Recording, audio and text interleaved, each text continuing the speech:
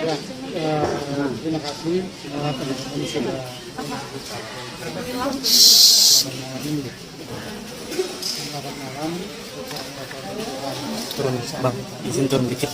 Wah, sip, dah. Sebelumnya saya harus sampaikan bahwa ada pernyataan saya sebelum saya sudah sampaikan untuk sidang di pengadilan negeri ini, karena kami, saya dan kami tim tidak berharap banyak.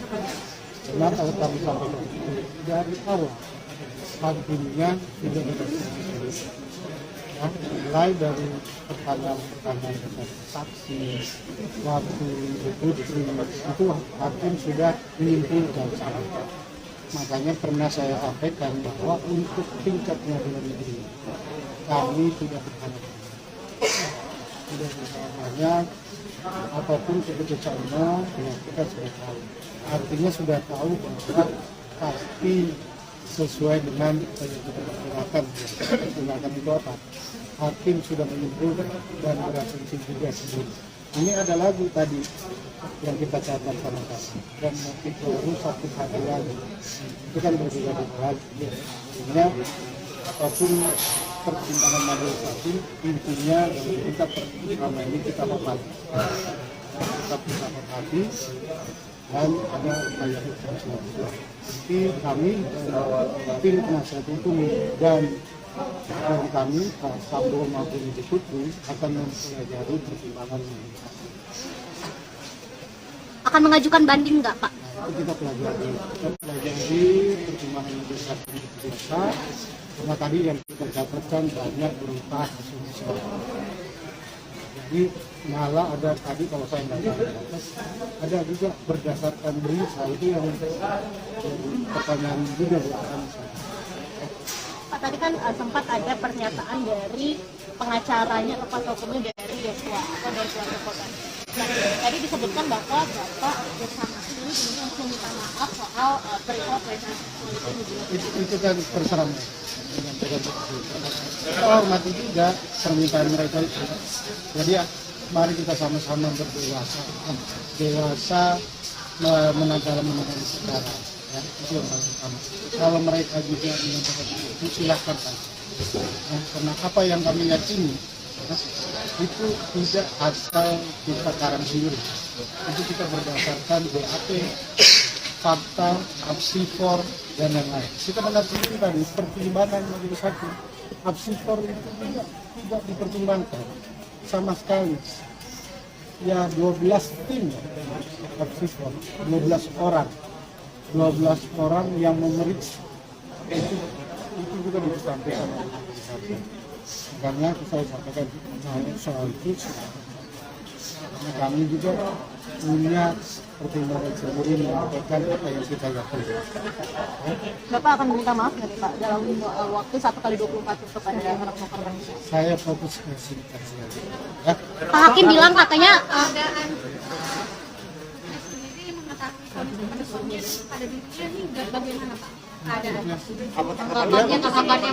kalau tanggapan selain saya pastilah kecewa, merasa saya Ibu Putri itu sudah korban dihukum seberat itu. Ya, Ferdi Sambo dalam emosinya seperti apa itu tidak ada pertimbangan dua-duanya loh, tidak ada yang meringankan. Ya, tidak ada yang meringankan itu jadi pertanyaan itu. Pak, untuk tanggapan Ferdi Sambo bagaimana Pak terkait katanya dia divonis mati Pak. Terus tanggapan dari Ferdi Sambo sendiri bagaimana Pak? Ferdi Sambo sudah siap dengan risiko yang paling tinggi. Itu yang saya harus sampaikan. Karena dari persidangan Ferdi Sambo juga dapat. Berarti ikhlas Pak menerima putusan vonis mati itu? Agak majuan Bang mungkin. Cukup tidak menduga juga karena memang bisa diberikan hanya betul peristiwa dan tindakan yang luar biasa begitu sampai kemudian mencabut nyawa tetap. Ini mencabut nyawa tetap. Silakan saja dinilai apakah ini sendiri yang tepat. Tapi sekali lagi tentu ini sudah diputus.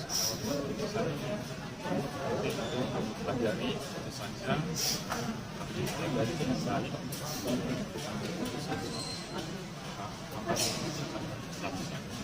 lebih lanjut. Mas, Lanjut Pak Omar. Mas tadi kan Pak Sabtu sempat ngobrol sebentar sebelum dinyatakan konstitusi, apa yang disampaikan? Dan juga Sesaat setelah putusan Ini saya tambahkan sedikit ya. Berbeda dalam konteks maju dikit bang. Febri Bang. Mas Febri boleh maju dikit. kita sama-sama sudah mendengar dua putusan yang disampaikan oleh majelis hakim. Betul, kami mencatat banyak sekali persoalan dalam pertimbangan putusan tersebut. Namun sebagai profesional, kami tetap menghargai institusi peradilan, menghargai kewenangan majelis hakim dalam memutus sesuai dengan kewenangan majelis hakim. Sekaligus tentu saja kami akan mempelajari secara lebih rinci bagian-bagian dari pertimbangan tersebut. Sebuah amar putusan, apapun amar putusannya, tentu tidak bisa dilepaskan dari pertimbangan-pertimbangan rasio desidendinya. Dan problemnya, kami mencatat cukup banyak kesimpulan-kesimpulan yang diambil tidak didukung dengan bukti-bukti yang muncul di persidangan.